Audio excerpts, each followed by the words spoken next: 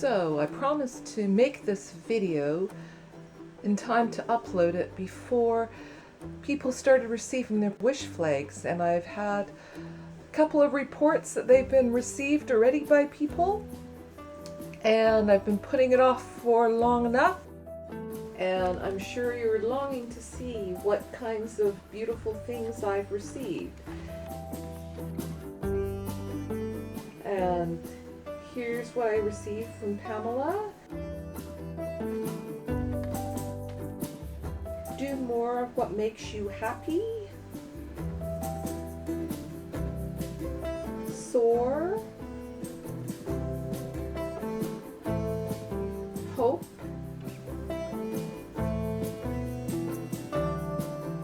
Serendipity. I had to keep this one for myself. And dream.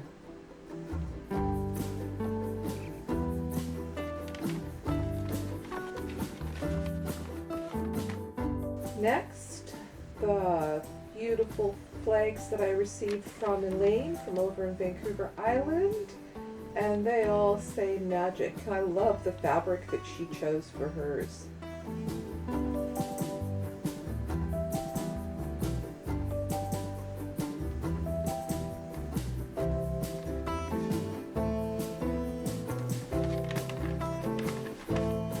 And from Joanne, stay safe with this beautiful house. And I remember her posting these on Facebook, and I didn't know that they were part of this exchange, so I was really thrilled to see them because I think they're just lovely. And this is the first of two Joannes that we had in this exchange. Next up is my friend Penelope. Penelope always does really interesting things, and I thank her very much for including the instructions for the do-it-yourself etching process that she developed and used to make her flags. And they all say, "You are not alone." And I also have to thank her for pointing out that they don't all have to be identical. And she did different stitching patterns on each of her flags. And I know that when I was making mine, I at first thought that I was going to make them all the same. And Paula sent these beautiful, gorgeously colored hearts. And I think this fabric is called Bemberg, is what I seem to recall it being called.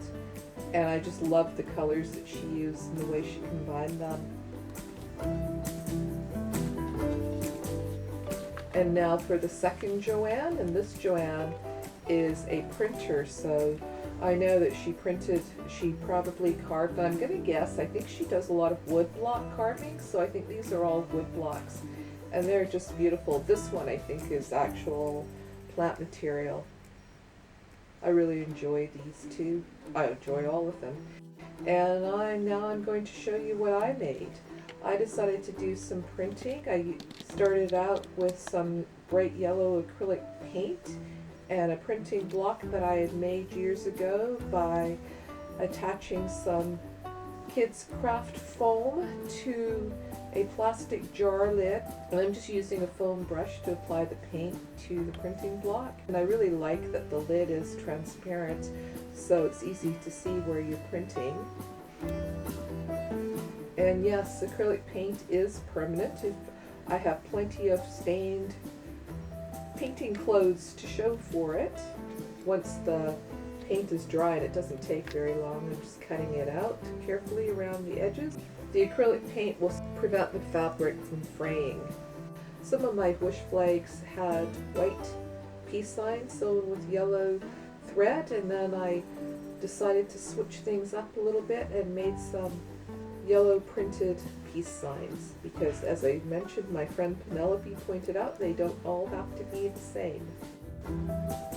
And once I've got the whole thing cut out, I'm going to start stitching it onto my background fabric, and I'm using some variegated embroidery floss, 2 strands of variegated embroidery floss that actually happens to match the colors that I've chosen for my piece really well. It's got the same pinks and blues and yellows in it. It's a really kind of a serendipitous color match, and using a running stitch just to go around the edges because I don't have to worry about the edges fraying.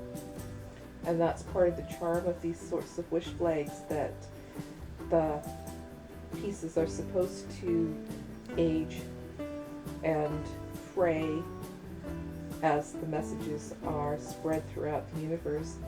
I'm hand stitching here because I realized some time ago that I don't actually enjoy sitting at a sewing machine and sewing, and I know it's a lot faster, but I'd rather spend the time doing something that I enjoy than get these made really quickly.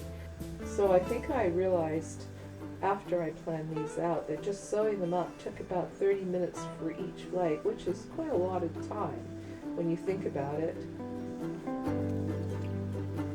But I really do enjoy the process of hand stitching, and I often will do this while I'm on Zoom calls, and I found that I like to have something to do with my hands, or while I'm watching TV, and I certainly couldn't do that with a sewing machine. And the funny thing is that I noticed that the magazine that's sitting on my desk says simple techniques, fantastic results, and I have to say that I really like to use simple tools that produce fantastic results. And the background fabric that I've chosen is something that I printed and dyed many years ago in a workshop that I took at my local art center. It was really quite a gift to be able to spend time printing and dyeing fabric and have somebody else organize the dye baths and all the materials that we needed. But then I came home with a whole stack of fabric that I needed to make into something, and some of it became a wraparound skirt that I made that I showed off in a previous video when I announced my wish flags swap, and I had already cut these pieces of fabric down to size thinking I would make them into wish flags, but I'd never quite got around to doing it. So I'm really happy to be able to use things up and send these out to people and hopefully spread a little bit of peace and happiness around in the world. And then once I've stitched all around the inside and the outside of my flag, I'm going to sew a pocket along the top edge so that the recipient, if they'd like to string up several of these flags together, they can run a ribbon or string through the channel along the top and hang them up wherever they like, and then it's done. Now I have just a few more left to do, and I'll be ready to swap them out. I'll be able to send them out to the people that joined in my swap. And thanks for watching again.